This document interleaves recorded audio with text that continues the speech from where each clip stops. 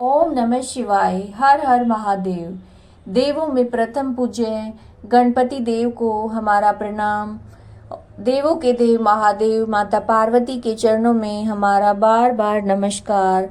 हे गौरीनाथ, हे भूतनाथ, आप मुझ पर प्रसन्न हुई प्रभु। धरती पर जिनके पैर लड़खड़ा जाते हैं उनके लिए ये भूमि ही सहारा है। उसी प्रकार जिन्होंने आपके प्रति अपराध किए हैं उनके लिए भी सिर्फ आप ही शरण देने वाले हैं। आपके चरणों में हमारा बार बार प्रणाम। आज सावन मास की जो कथा है शिव पुराण की, उसका 7वां दिन है। 7वें अध्याय का पाठ आप इसमें सुनेंगे, जिसमें आप सुनेंगे भगवान भोलेनाथ की किस प्रकार से पूजा करें जिससे उनकी प्रसन्नता जल्दी प्राप्त हो, और कौन से फूलों से, कौन से अन्न से और किस प्रकार की धाराओं से भगवान शिव की पूजा करें, उसका महत्व आप जानेंगे। तो आइए कथा आगे बढ़ाते हैं। विभिन्न पुष्पों, अन्नों और जल आदि की धाराओं से शिव जी की पूजा का महत्व। ब्रह्मा जी कहते हैं, नारद, जो लक्ष्मी प्राप्ति की इच्छा करता हो वह कमल, बेलपत्र, शतपत्र, शंख पुष्प से भगवान शिव की पूजा करे। ब्रह्मांड यदि 1,00,000 की संख्या में इन पुष्पों के द्वारा भगवान शिव की पूजा संपन्न हो जाए तो सारे पापों का नाश होता है, लक्ष्मी की प्राप्ति हो जाती है, इसमें संशय नहीं है। प्राचीन पुरुषों ने 20 कमलों का एक प्रस्थ बताया, 1 सहस्त्र बेलपत्रों को भी एक प्रस्थ कहा गया है। 1 सहस्त्र शतपत्र से आधे प्रस्थ की परिभाषा की गई है। 16 पलों का एक प्रस्थ होता है और 10 टंकों का एक पल। इस मान से पत्र, पुष्प आदि को तोलना चाहिए। जब पूर्वोक्त संख्या वाले पुष्पों से शिव की पूजा हो जाती है तब सकाम पुरुष अपने संपूर्ण अभिष्ट को पा लेता है। यदि उपासक के मन में कोई कामना न हो तो वह पूर्वोक्त पूजन से शिव स्वरूप हो जाता है। मृत्युंजय मंत्र का जब 5 लाख जब पूरा हो जाता है तब भगवान शिव प्रत्यक्ष दर्शन देते हैं। 1,00,000 के जप से शरीर की शुद्धि होती है, दूसरे लाख के जप से पिछले जन्म की बातों का स्मरण होता है और तीसरे लाख पूर्ण होने पर संपूर्ण काम्य वस्तुएं प्राप्त होती हैं। चौथे लाख का जप होने पर स्वप्न में भगवान शिव दर्शन देते हैं। 5वें लाख का जप जैसे ही पूरा होता है भगवान शिव उपासक के सामने तत्काल प्रकट हो जाते हैं। इसी मंत्र का 10 लाख जप हो जाए तो संपूर्ण फल की सिद्धि होती है। जो मोक्ष की अभिलाषा रखता है वह 1,00,000 दर्भों द्वारा शिव का पूजन करे। मुनि श्रेष्ठ, सर्वत्र लाख की ही संख्या समझनी चाहिए। आयु की इच्छा वाला पुरुष 1,00,000 दुर्वाओं से पूजन करे। जिसे पुत्र की अभिलाषा हो वो धतूरे के 1,00,000 फूलों से पूजा करे। लाल डंठल वाला धतूरा पूजन में शुभ माना गया है। अगस्त्य के 1,00,000 फूलों से पूजा करने वाले पुरुष को महान यश की प्राप्ति होती है। यदि तुलसी दल से शिव की पूजा करे तो उपासक को भोग और मोक्ष दोनों सुलभ होते हैं। लाल और सफेद आँख, अपामार्ग और श्वेत कमल के 1,00,000 फूलों द्वारा पूजा करने से भी उसी फल, भोग और मोक्ष की प्राप्ति होती है। जपा अड़हल के 1,00,000 फूलों से की हुई पूजा शत्रुओं को मृत्यु देने वाली है। करवीर के 1,00,000 फूल यदि शिव पूजन के उपयोग में लाए जाएं तो रोगों का उच्चाटन करने वाले हैं। बंदूक यानी कि दोपहरिया के फूलों से पूजन करने से आभूषणों की प्राप्ति होती है। चमेली से शिव की पूजा करके मनुष्य वाहनों को उपलब्ध करता है, इसमें संशय नहीं है। अलसी के फूलों से महादेव जी का पूजन करने वाला पुरुष भगवान विष्णु को प्रिय होता है। शमी पत्र से पूजा करके मनुष्य मोक्ष को पा लेता है। बेला के फूल चढ़ाने से भगवान शिव अत्यंत शुभ लक्षणा पत्नी प्रदान करते हैं। जूही के फूलों से पूजा की जाए तो घर में कभी भी अन्न की कमी नहीं होती और कनेर के फूलों से पूजा करने से मनुष्यों को वस्त्र की प्राप्ति होती है। सेदुआरी या शेफालिका के फूलों से शिव का पूजन किया जाए तो मन निर्मल होता है। 1 लाख बेलपत्र चढ़ाने पर मनुष्य अपनी सारी काम्य वस्तुएं पा लेता है। श्रृंगार हार हर श्रृंगार के फूलों से पूजा करने पर सुख संपत्ति की प्राप्ति होती है। वर्तमान ऋतु में पैदा होने वाले फूल आदि शिव की सेवा में समर्पित किए जाएं तो वो मोक्ष देने वाले होते हैं, इसमें संशय नहीं है। राई के फूल शत्रुओं को मृत्यु प्रदान करने वाले होते हैं। इन फूलों को 1-1 लाख की संख्या में शिव के ऊपर चढ़ाया जाए तो भगवान शिव प्रचुर फल प्रदान करते हैं। चंपा और केवड़े को छोड़कर शेष सभी फूल भगवान शिव को चढ़ाए जाते हैं। विप्रवर महादेव जी के ऊपर चावल चढ़ाने से मनुष्य को लक्ष्मी बढ़ती है। ये चावल अखंडित होने चाहिए। इन्हें उत्तम भक्ति भाव से शिव के ऊपर चढ़ाना चाहिए। रुद्र प्रधान मंत्र से पूजा करके भगवान शिव के ऊपर सुंदर वस्त्र चढ़ाए, उस पर चावल रखकर समर्पित करे तो उत्तम है। भगवान शिव के ऊपर गंध पुष्प आदि के साथ श्रीफल चढ़ाकर धूप आदि निवेदन करे तो पूजा का पूरा फल प्राप्त होता है। वहां शिव के समीप 12 ब्राह्मणों को भोजन करवाए, इससे मंत्र पूर्वक सांगोपांग लक्ष्य पूजा संपन्न होती है। जहां 100 मंत्र जपने की विधि हो वहां 108 मंत्र जपने का विधान किया गया है। तिलों से शिवजी को 1 लाख आहुति दी जाए या 1 लाख तिलों से शिव की पूजा की जाए तो वो बड़े बड़े पापों का नाश करने वाली होती है। जो द्वारा की हुई शिव पूजा स्वर्गीय सुख में वृद्धि करने वाली है, ऐसा ऋषियों का कथन है। गेहूं के बने हुए पकवान से शंकर की पूजा निश्चय ही उत्तम मानी गई है। यदि उससे 1 लाख बार पूजा हो तो संतान की वृद्धि होती है। यदि मूंग से पूजा की जाए तो भगवान शिव सुख प्रदान करते हैं। प्रियंगु यानी कंगनी द्वारा सर्वाध्यक्ष परमात्मा शिव का पूजन करने मात्र से उपासक के धर्म अर्थ और काम भोग की वृद्धि होती है। वह पूजा समस्त सुखों को देने वाली होती है।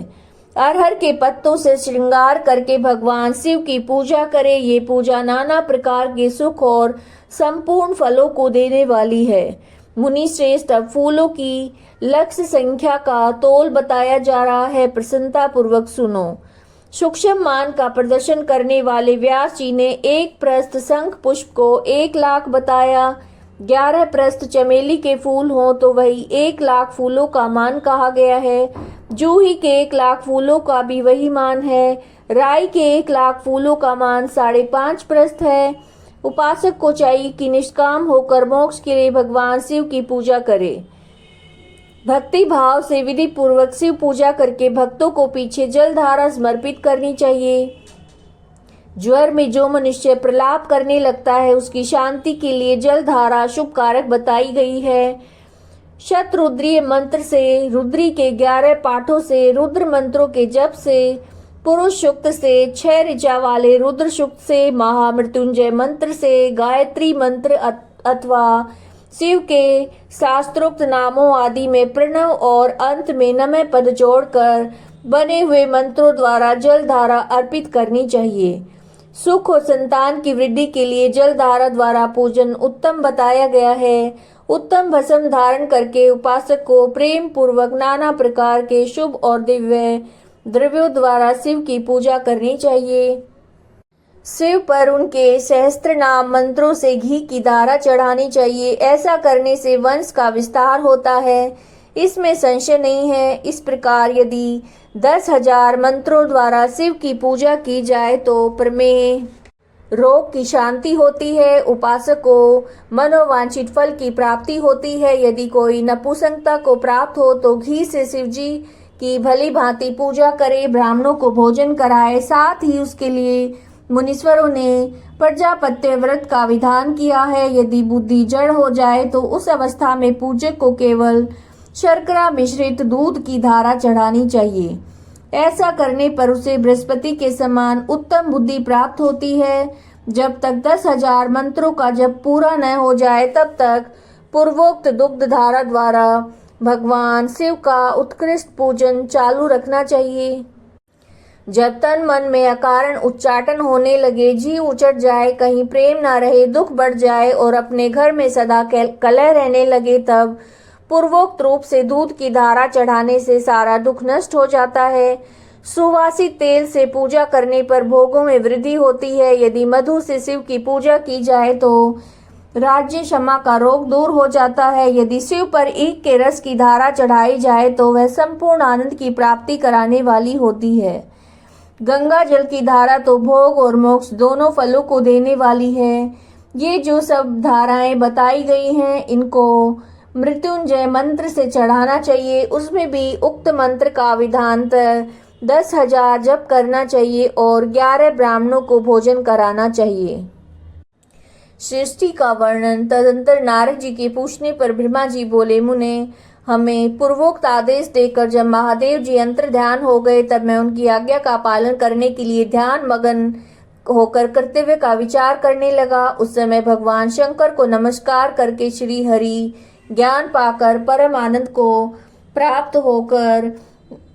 प्राप्त हो मैंने सृष्टि करने का निश्चय किया। तात भगवान विष्णु भी वहां सदाशिव को प्रणाम करके मुझे आवश्यक उपदेश देकर तत्काल अदृश्य हो गए।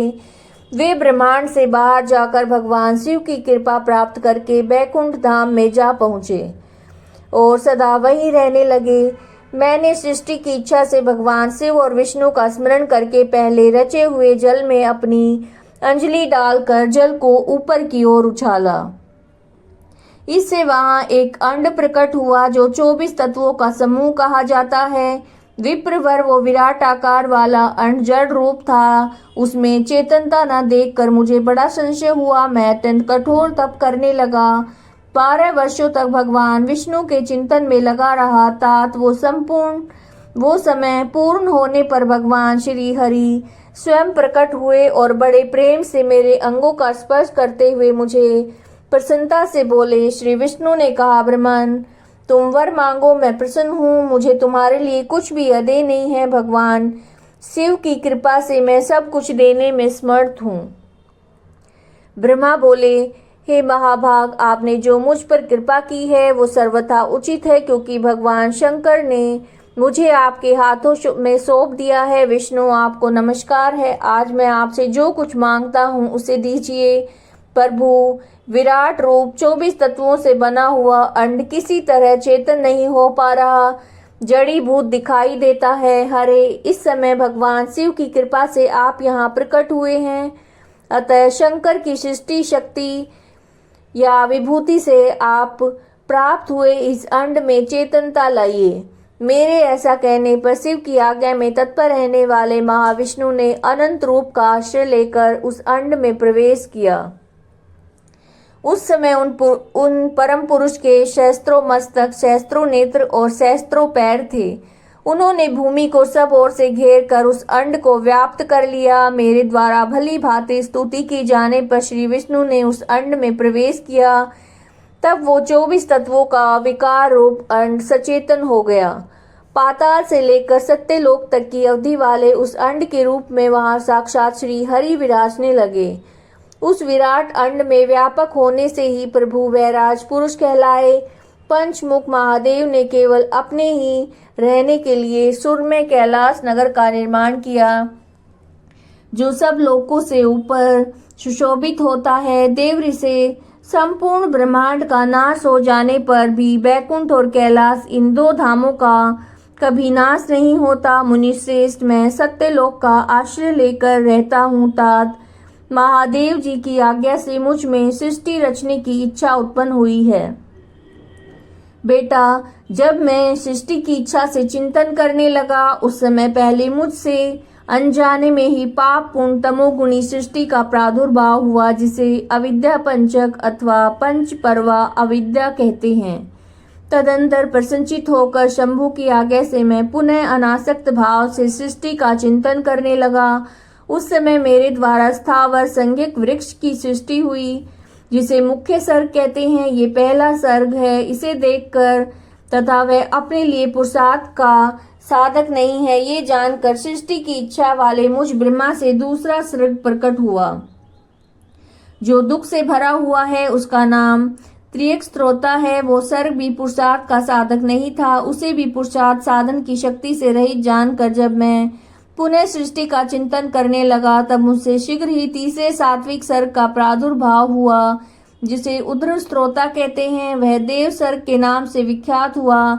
देव सर्ग सत्यवादी अत्यंत सुखदायक है। उसे भी पुरुषार्थ साधन की रुचि एवं अधिकार से रहित मानकर मैंने अन्य सर्ग के लिए अपने स्वामी श्री शिव का चिंतन आरंभ किया। तब भगवान शंकर की आज्ञा से एक रजोगुणी सृष्टि का प्रादुर्भाव हुआ, जिसे अर्वाक श्रोता कहा गया है। इस सर्ग के प्राणी मनुष्य जो पुरुषार्थ साधन के उच्च अधिकारी हैं। तदंतर महादेव जी की आज्ञा से भूत आदि की सृष्टि हुई है। इस प्रकार मैंने 5 तरह की वैकृत सृष्टि का वर्णन किया है। इनके सिवा 3 प्राकृत सर्ग भी कहे गए हैं, जो मुझ ब्रह्मा के सानिध्य से प्रकृति से प्रकट हुए हैं। इनमें पहला महत्व का सर्ग है, दूसरा सूक्ष्म भूतों तन्मात्राओं का सर्ग है और तीसरा वैकारिक सर्ग है। इस तरह ये 3 प्राकृत सर्ग हैं। प्राकृत और वैकृत दोनों प्रकार के सर्गों को मिलाने से 8 सर्ग होते हैं। इनके सिवा 9वां कुमार सर्ग है, जो प्राकृत और वैकृत भी है। इन सब के अवान्तर भेद का मैं वर्णन नहीं कर सकता, क्योंकि उसका उपयोग बहुत थोड़ा है। अब द्विजात्मक सर्ग का प्रतिपादन करता हूँ। इसी का दूसरा नाम कुमार सर्ग है, जिसमें स्नक सनंदन आदि कुमारों की महत्वपूर्ण सृष्टि हुई है। स्नक आदि मेरे 4 मानस पुत्र हैं, जो मुझ ब्रह्मा के समान है। वे महान वैराग्य से संपन्न तथा उत्तम व्रत का पालन करने वाले हुए हैं। उनका मन सदा भगवान शिव के चिंतन में लगा रहता है। वे संसार से विमुख और ज्ञानी हैं। उन्होंने मेरे आदेश देने पर सृष्टि के कार्य में मन नहीं लगाया। मुनि श्रेष्ठ नारद सनकादिक कुमारों के दिए हुए नकारात्मक उत्तर को सुनकर मैंने बड़ा भयंकर क्रोध प्रकट किया। उस समय मुझ पर मोह छा गया। उस अवसर पर मैंने मन ही मन भगवान विष्णु का स्मरण किया। वे शीघ्र ही आ गए और उन्होंने समझाते हुए मुझसे कहा, तुम भगवान शिव की प्रसन्नता के लिए तपस्या करो। मुनि श्रेष्ठ श्री हरि ने जब मुझे ऐसी शिक्षा दी, तब मैं महाघोर और उत्कृष्ट तप करने लगा। सृष्टि के लिए तपस्या करते हुए मेरे दोनों बाहों और नासिका के मध्य भाग से, जो उनका अपना अविमुक्त नाम स्थान है, महेश्वर की 3 मूर्तियों में से अत्यंत पूर्णांश सर्वेश्वर और दया सागर भगवान शिव अर्धनारीश्वर रूप में प्रकट हुए, जो जन्म से रहित तेज की राशि सर्वज्ञ तथा सर्वस्त्रष्टा हैं। उन नील लोहित नामधारी साक्षात उमा वल्लभ शंकर को सामने देखकर बड़ी भक्ति से मस्तक झुकाकर उनकी स्तुति करके मैं बड़ा प्रसन्न हुआ और उन देव देवेश्वर से बोला, प्रभु आप भांति भांति के जीवों की सृष्टि कीजिए। मेरी ये बात सुनकर उन देवादिदेव महेश्वर रुद्र ने अपने ही समान बहुत से रुद्र गणों की सृष्टि की है। तब मैंने अपने स्वामी महेश्वर महारुद्र से फिर कहा, देव आप ऐसे जीवों की सृष्टि कीजिए जो जन्म और मृत्यु के भय से युक्त हों। मुनि श्रेष्ठ मेरी ऐसी बात सुनकर करुणा सागर महादेव जी हंस पड़े और तत्काल इस प्रकार बोले। महादेव जी ने कहा, विधात मैं जन्म और मृत्यु के भय से युक्त अशोभन जीवों की सृष्टि नहीं करूंगा, क्योंकि वे कर्मों के अधीन होकर दुख के समुद्र में डूबे रहेंगे। मैं तो दुख के सागर में डूबे हुए उन जीवों के द्वारा उद्धार मात्र करूंगा। गुरु का स्वरूप धारण करके उत्तम ज्ञान प्रदान कर उन सबको संसार सागर से पार करूंगा। प्रजापति दुख में डूबे हुए सारे जीव की सृष्टि तो तुम ही करो। मेरी आज्ञा से इस कार्य में प्रवृत्त होने के कारण तुम्हें माया नहीं बांध सकेगी। मुझसे ऐसा कहकर श्रीमान भगवान नील लोहित महादेव मेरे देखते देखते अपने पार्षदों के साथ वहां से तत्काल तिरोहित हो गए। ब्रह्मा जी कहते हैं, नारद तदंतर मैंने शब्द तन्मात्रा आदि सूक्ष्म भूतों को स्वयं ही पंचीकृत करके अर्थात उन 5 का परस्पर सम्मिश्रण करके उनसे स्थूल आकाश, वायु, अग्नि, जल और पृथ्वी की सृष्टि की। पर्वतों, समुद्रों, वृक्षों आदि को उत्पन्न किया। कला से लेकर युग पर्यंत जो काल विभाग है उनकी रचना की। मुने उत्पत्ति और विनाश वाले और बहुत से पदार्थों का मैंने निर्माण किया, परंतु इससे मुझे संतोष नहीं हुआ। तब शाम शिव का ध्यान करके मैंने साधन परायण पुरुषों की सृष्टि की। मैंने अपने दोनों नेत्रों से मरीचि को, हृदय से भृगु को, सिर से अंगिरा को, व्यान वायु से मुनि श्रेष्ठ, पुलह को, उदान वायु से, पुलस्त्य को, समान वायु से, वशिष्ठ को, अपान से, क्रतु को, दोनों कानों से, अत्रि को, प्राणों से, दक्ष को, गोद से, तुमको, छाया से, कर्दम मुनि को तथा संकल्प से समस्त साधनों के साधन धर्म को उत्पन्न किया। मुनि श्रेष्ठ, इस तरह इन उत्तम साधकों की सृष्टि करके महादेव जी की कृपा से मैंने अपने आप को कृतार्थ माना था। तत्पश्चात संकल्प से उत्पन्न हुए धर्म मेरी आज्ञा से मानव रूप धारण करके साधकों की प्रेरणा से साधन में लग गए। इसके बाद मैंने अपने विभिन्न अंगों से देवता, असुर आदि के रूप में असंख्य पुत्रों की सृष्टि करके उन्हें भिन्न भिन्न शरीर प्रदान किए। मुने तदंतर अंतर्यामी भगवान शंकर की प्रेरणा से अपने शरीर को 2 भागों में विभक्त करके मैं 2 रूप वाला हो गया। नारद, आधे शरीर से मैं स्त्री हो गया और आधे शरीर से पुरुष। उस पुरुष ने उस स्त्री के गर्भ से सर्व साधन समर्थ उत्तम जोड़े को उत्पन्न किया। उस जोड़े में जो पुरुष था वही स्वयंभाव मनु के नाम से प्रसिद्ध हुआ। स्वयंभू मनु उच्च कोटि के साधक हुए। जो स्त्री हुई वो शतरूपा कहलाई। वो योगिनी और तपस्विनी हुई। तात मनु ने वैवाहिक विधि से अत्यंत सुंदरी शतरूपा को पाणी ग्रहण किया और उससे वे मैथुन जनित सृष्टि उत्पन्न करने लगे। उन्होंने शतरूपा, प्रियावर्त और उत्तान पादक नामक 2 पुत्र और 3 कन्याएं उत्पन्न की। कन्याओं के नाम थे आकुति, देवहूति और प्रसूति। मनु ने आकुति का विवाह प्रजापति रुचि के साथ किया। मछली पुत्री देवहूति कर्दम को ब्याह दी और उत्तान पाद की सबसे छोटी बहन प्रसूति प्रजापति दक्ष को दे दी।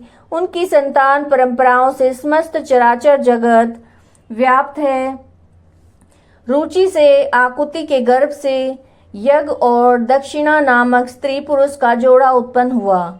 यज्ञ के दक्षिणा से 12 पुत्र हुए। मुने कर्दम द्वारा देवहूति के गर्भ से बहुत सी पुत्रियां उत्पन्न हुई। दक्ष के प्रसूति से 24 कन्याएं हुई। उनमें से श्रद्धा आदि 13 कन्याओं का विवाह दक्ष ने धर्म के साथ कर दिया।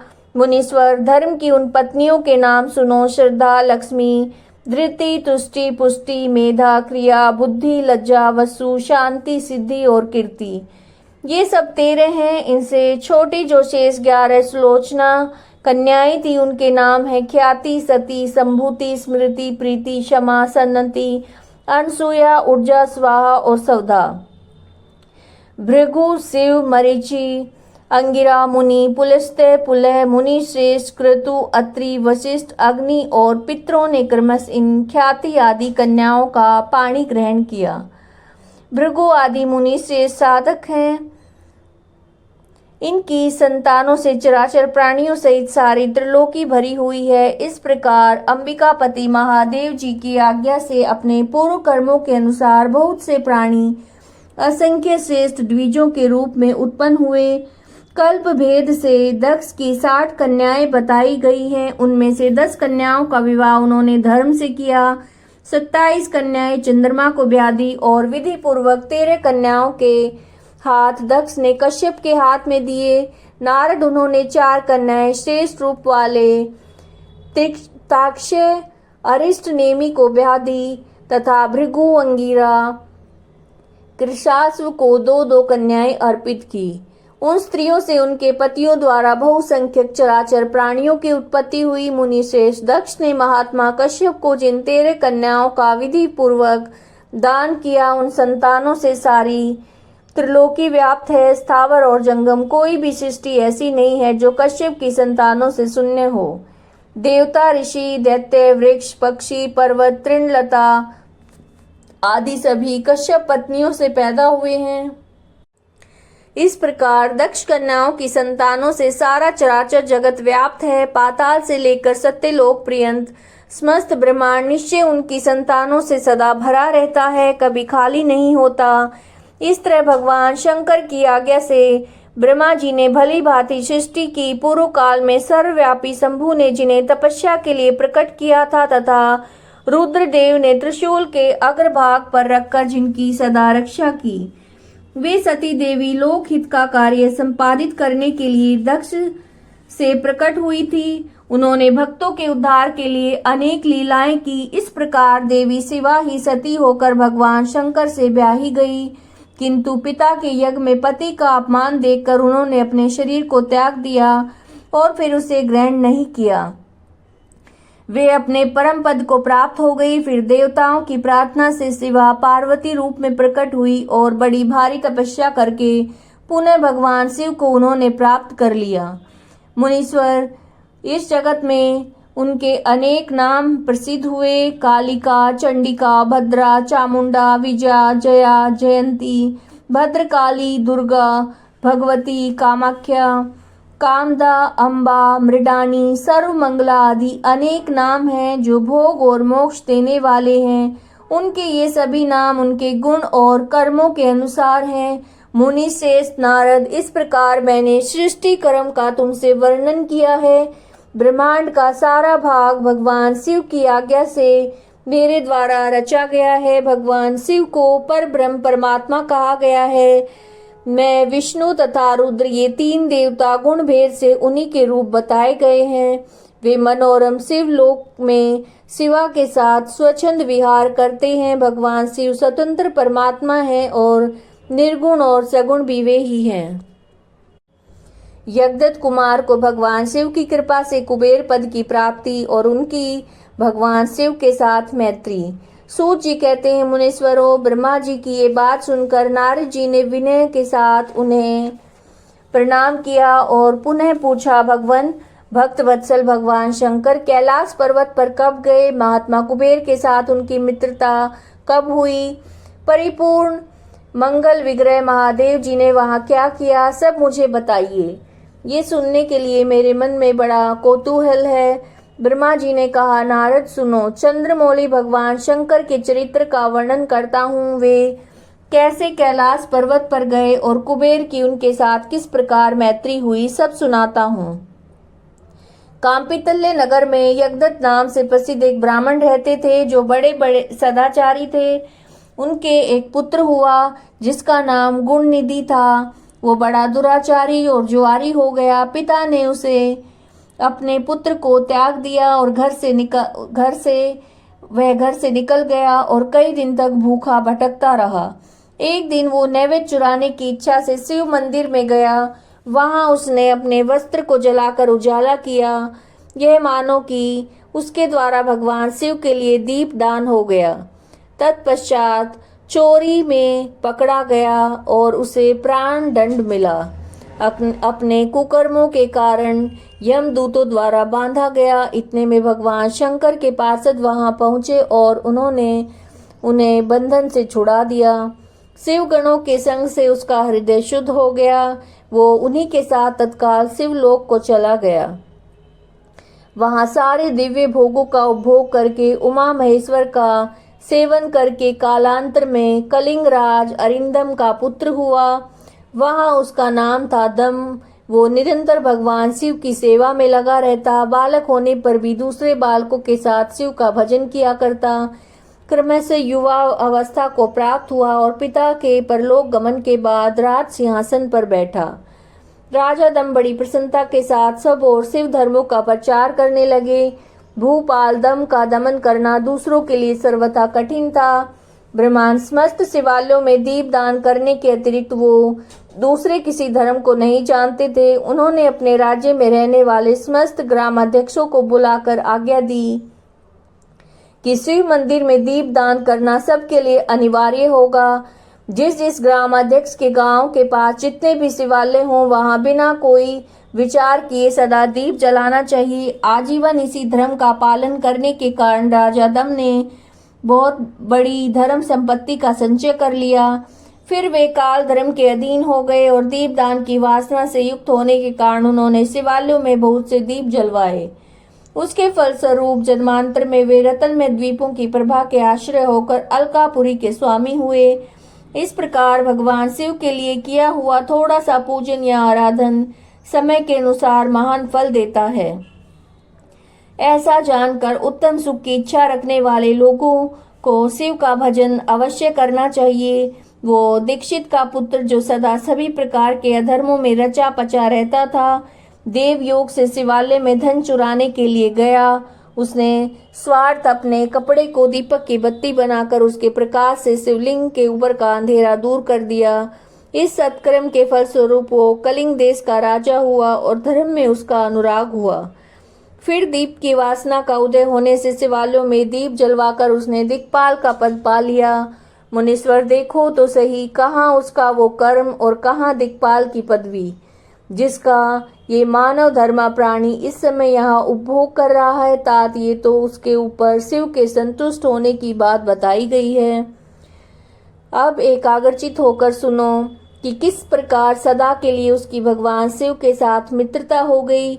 मैं इस प्रसंग को तुमसे वर्णन करता हूँ। नारद पहले के पाद्य कल्प की बात है। मुझे ब्रह्मा के मानस पुत्र पुलस्त्य से विश्रवा का जन्म हुआ और विश्रवा के पुत्र वैश्रवण कुबेर हुए। उन्होंने पूर्व काल में अत्यंत उग्र तपस्या के द्वारा त्रिनेत्रधारी महादेव की आराधना करके विश्वकर्मा की बनाई हुई अलकापुरी का उपभोग किया। जब वह कल्प व्यतीत हो गया, मेघवान कल्प आरंभ हुआ। उस समय यज्ञदत्त का पुत्र जो प्रकाश का दान करने वाला था, कुबेर के रूप में अत्यंत दुस्सह तपस्या करने लगा। दीपदान मात्र से मिलने वाली शिव भक्ति के प्रभाव को जानकर वो शिव की चित्त प्रकाशिका काशिकापुरी में गया और अपने चित्रूपी रतन में प्रदीपों से 11 रुद्रों को उद्बोधित करके अनन्य भक्ति और स्नेह से संपन्न होकर तन्मयता पूर्वक शिव के ध्यान में मग्न होकर निश्चल भाव में बैठ गया। जो शिव की एकता का महान पात्र है, तप रूपी अग्नि से भरा हुआ है, काम क्रोध आदि महाविघ्न रूपी पतंगों के आघात से शून्य है, प्राण निरोधक रूपी वायु शून्य स्थान में निश्चल भाव से प्रकाशित है, निर्मल दृष्टि के कारण स्वरूप भी निर्मल है तथा सद्भाव रूपी पुष्पों से जिसकी पूजा की गई है, ऐसे शिवलिंग की प्रतिष्ठा करके वो तब तक तपस्या में लगा रहा जब तक उसके शरीर में केवल अस्थि और चर्म मात्र ही अवशिष्ट नहीं रह गए। इस प्रकार उसने 10,000 वर्षों तक तपस्या की। तदंतर विशालाक्षी पार्वती देवी के साथ भगवान विश्वनाथ कुबेर के पास आए। उन्होंने प्रसन्नचित्त से अलकापति की ओर देखा। वे शिवलिंग में मन को एकाग्र करके ठूठे कांट की भांति स्थिर भाव में बैठे थे। भगवान शिव ने उनसे कहा, अलकापति, मैं वर देने के लिए उद्यत हूँ, तुम अपना मनोरथ बताओ। ये वाणी सुनकर तपस्या के धनी कुबेर ने जैसे ही आंखें खोलकर देखा, त्यों ही उमावल्लभ भगवान श्रीकंठ सामने खड़े दिखाई दिए। वे उदय काल के सहस्त्रों सूर्यों से अधिक तेजस्वी थे। उनके मस्तक पर चंद्रमा अपनी चांदनी बिखेर रहे थे। भगवान शंकर के तेज से उनकी आंखें चौंधिया गई और उनका तेज प्रतिहत हो गया। वे नेत्र बंद करके मनोरथ से भी परे विराजमान देव देवेश्वर शिव से बोले, नाथ, मेरे नेत्रों को ये दृष्टि शक्ति दीजिए जिससे आपके चरणारविंदों का दर्शन हो सके। स्वामीन, आपका प्रत्यक्ष दर्शन हो, ये मेरे लिए सबसे बड़ा वर है। इस दूसरे किसी वर से मेरा क्या प्रयोजन। चंद्रशेखर, आपको नमस्कार है। कुबेर की ये बात सुनकर देवादिदेव उमापति ने अपनी हथेली से उनका स्पर्श करके उन्हें देखने की शक्ति प्रदान की। दृष्टि शक्ति मिल जाने पर यज्ञदत्त के उस पुत्र ने आंखें फाड़ फाड़ कर पहले उमा की ओर देखना आरंभ किया। वह मन ही मन सोचने लगा, भगवान शंकर के समीप ये सर्वांग सुंदरी कौन है? इससे कौन सा ऐसा इसने तप किया है जो मेरी तपस्या से बढ़कर है? ये रूप, ये प्रेम, ये सौभाग्य और ये असीम शोभा अति अद्भुत है। वह ब्राह्मण कुमार बार बार यही कहने लगा। जब बार बार यही कहता हुआ वो क्रूर दृष्टि से उनकी ओर देखने लगा, तब वामा के अवलोकन से उनकी बाईं आंख फूट गई। तदंतर देवी पार्वती ने महादेव जी से कहा, प्रभु, ये दुष्ट तपस्वी बार बार मेरी ओर देखकर क्या बक रहा है? आप मेरी तपस्या के तेज को प्रकट कीजिए। देवी की ये बात सुनकर भगवान शिव ने हंसते हुए उनसे कहा, उमे, ये तुम्हारा पुत्र है। यह तुम्हें क्रूर दृष्टि से नहीं देखता, अपितु तुम्हारी तप संपत्ति का वर्णन कर रहा है। देवी से ऐसा कहकर भगवान शिव पुनः उस ब्राह्मण कुमार से बोले, वत्स, मैं तुम्हारी तपस्या से संतुष्ट होकर तुम्हें वर देता हूँ। तुम निधियों के स्वामी और गुहकों के राजा हो जाओ। सुव्रत यक्षों, किन्नरों और राजाओं के भी राजा होकर पुण्य जनों के पालक, सबके लिए धन के दाता बनो। मेरे साथ तुम्हारी सदा मैत्री बनी रहेगी और मैं नित्य तुम्हारे निकट निवास करूंगा। मित्र, तुम्हारी प्रीति बढ़ाने के लिए मैं अलका के पास ही रहूंगा। आओ, इन उमा देवी के चरणों में साष्टांग प्रणाम करो, क्योंकि ये तुम्हारी माता हैं। महाभक्त यज्ञदत्त कुमार, तुम अत्यंत प्रसन्नचित्त से इनके चरणों में गिर जाओ। ब्रह्मा जी कहते हैं, नारद, इस प्रकार वर देकर भगवान शिव ने पार्वती देवी से फिर कहा, देवेश्वरी, इस पर कृपा करो। तपस्विनी, ये तुम्हारा पुत्र है। भगवान शंकर का ये कथन सुनकर जगदम्बा पार्वती ने प्रसन्नचित्त होकर यज्ञदत्त कुमार से कहा, वत्स, भगवान शिव में तुम्हारी सदा निर्मल भक्ति बनी रहे। तुम्हारी बाईं आंख तो फूट गई है, इसलिए एक ही पिंगल नेत्र से युक्त रहो। महादेव जी ने वर दिए हैं, वो सब उसी रूप में तुम्हें शुल्भ हों। बेटा, मेरे रूप के प्रति ईर्ष्या करने के कारण तुम कुबेर के नाम से प्रसिद्ध होगे। इस प्रकार कुबेर को वर देकर भगवान महेश्वर पार्वती के साथ अपने विश्वेश्वर धाम को चले गए। इस तरह कुबेर ने भगवान शंकर से मित्रता प्राप्त की और अलकापुरी के पास जो कैलाश पर्वत है वो भगवान शंकर का निवास हो गया। ब्रह्मा जी कहते हैं, नारद मुने, कुबेर के तपोबल से भगवान शिव का जिस प्रकार पर्वत श्रेष्ठ कैलाश पर शुभ आगमन हुआ, वो प्रसंग सुनो। कुबेर को वर देने वाले विश्वेश्वर शिव जब उन्हें निधिपति होने का वर देकर अपने उत्तम स्थान को चले गए, तब उन्होंने मन ही मन इस प्रकार से विचार किया, ब्रह्मा जी के ललाट से जिनका प्रादुर्भाव हुआ, जो प्रलय का कार्य संभालते हैं, वे रुद्र मेरे पूर्ण स्वरूप हैं। अतः उन्हीं के रूप में मैं गुहकों के निवास स्थान कैलाश पर्वत को जाऊंगा और उन्हीं के रूप में कुबेर का मित्र बनकर उसी पर्वत पर विलास पूर्वक रहूंगा और बड़ा भारी तप करूंगा। शिव की इच्छा का चिंतन करके उन रुद्रदेव ने कैलाश पर जाने के लिए उत्सुक डमरू बजाया। डमरू की ध्वनि जो उत्साह बढ़ाने वाली थी, तीनों लोकों में व्याप्त हो गई। उसका विचित्र और गंभीर शब्द आह्वान की गति से युक्त था, अर्थात सुनने वाले को अपने पास आने की प्रेरणा दे रहा था। उस ध्वनि को सुनकर मैं तथा श्री विष्णु आदि सभी देवता, ऋषि, मूर्तिमान, आगम निगम और सिद्ध वहां आ पहुँचे। देवता और असुर आदि सब लोग बड़े उत्साह में भरकर वहां आए। भगवान शिव के समस्त पार्षद और सर्वलोक वंदित महाभाग गणपाल जहाँ कहीं भी थे वहां से आ गए। इतना कहकर ब्रह्मा जी ने वहां आए हुए गणपालों का नामोल्लेख पूर्वक विस्तृत परिचय दिया। फिर इस प्रकार कहना आरंभ किया, वे बोले, वहां असंख्य महाबली गणपाल पधारे। वे सब के सब सहस्त्रों भुजाओं से युक्त थे और मस्तक पर जटा का मुकुट धारण किए हुए थे। सभी चंद्रचूड़, नीलकंठ और त्रिलोचन थे। हार, कुंडल, केयूर, मुकुट आदि से अलंकृत थे। वे मेरे श्री विष्णु के तथा इंद्र के समान तेजस्वी जान पड़ते थे। अणिमा आदि 8 सिद्धियों से घिरे हुए थे और करोड़ों सूर्यों के समान उद्भासित हो रहे थे।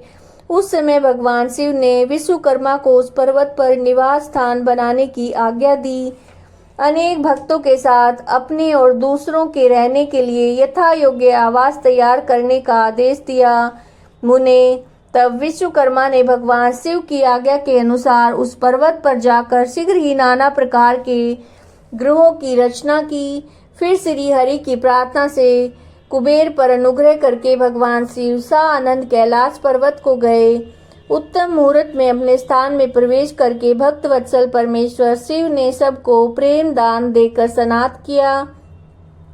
इसके बाद आनंद से भरे हुए श्री विष्णु आदि समस्त देवताओं, मुनियों और सिद्धों ने शिव का प्रसन्नता पूर्वक अभिषेक किया। हाथों में नाना प्रकार की भेंटें लेकर सब ने क्रम से उनका पूजन किया और बड़े उत्सव के साथ उनकी आरती उतारी। मुने, उस समय आकाश से फूलों की वर्षा हुई जो मंगल सूचक थी। सब ओर जय जयकार और नमस्कार के शब्द गूंजने लगे। महान उत्साह फैला हुआ था जो सबके सुख को बढ़ा रहा था। उस समय सिंहासन पर बैठकर श्री विष्णु आदि सभी देवताओं द्वारा की हुई यथोचित सेवा को बार बार ग्रहण करते हुए भगवान शिव बड़ी शोभा पा रहे थे। देवता आदि सब लोगों ने सार्थक एवं प्रिय वचनों के द्वारा लोक कल्याणकारी भगवान शंकर का पृथक पृथक सत्वन किया। सर्वेश्वर प्रभु ने प्रसन्नचित्त से वो सत्वन सुनकर उन सबको प्रसन्नता पूर्वक मनोवांछित वर और अभिष्ट वस्तुएं प्रदान की। उन्हें तदंतर श्री विष्णु के साथ मैं तथा अन्य सब देवता मुनि मनोवांछित वस्तु पाकर आनंदित होकर भगवान शिव की आज्ञा से अपने अपने धाम को चले गए। कुबेर भी शिव की आज्ञा से प्रसन्नता पूर्वक अपने स्थान को गए। फिर वे भगवान शंभु जो सर्वथा स्वतंत्र हैं, योग परायण एवं ध्यान तत्पर होकर पर्वत परवर कैलाश पर रहने लगे। कुछ काल बिना पत्नी के ही बिताकर परमेश्वर शिव ने दक्ष कन्या सती को पत्नी रूप में प्राप्त किया। देव ऋषि फिर वे महेश्वर दक्ष कुमारी सती के साथ विहार करने लगे और लोकाचार परायण होकर सुख का अनुभव करने लगे। मुनीश्वर, इस प्रकार मैंने तुमसे ये रुद्र के अवतार का वर्णन किया है, साथ ही उनके कैलाश पर आगमन और कुबेर के साथ मैत्री का प्रसंग सुनाया है। कैलाश के अंतर्गत होने वाली उनकी ज्ञानवर्धनी लीला का वर्णन किया है, जो इहलोक और परलोक में सदा संपूर्ण मनोवांछित फलों को देने वाली है। जो एकाग्रचित होकर इस कथा को सुनता है, पढ़ता है, वो इस लोक में भोग पाकर परलोक में मोक्ष का लाभ करता है। ये रुद्र संहिता का सृष्टि खंड संपूर्ण हुआ। तो आज की हमारी कथा को, शिव पुराण की कथा को हम यहीं विराम देते हैं। अगर कथा सुनने में आपको आनंद आ रहा है, भगवान की लीलाएं सुनने में, तो वीडियो को लाइक कीजिएगा ताकि ज़्यादा से ज़्यादा लोग इसे सुन सकें और भगवान की कृपा प्राप्त कर सकें। वीडियो को लाइक कीजिए, शेयर कीजिए, कमेंट करिए। चैनल को सब्सक्राइब नहीं किया है तो सब्सक्राइब करिए और बेल आइकन को ज़रूर प्रेस कीजिएगा ताकि समय से आपको नोटिफिकेशन मिल सके। ओम नमः शिवाय। हर हर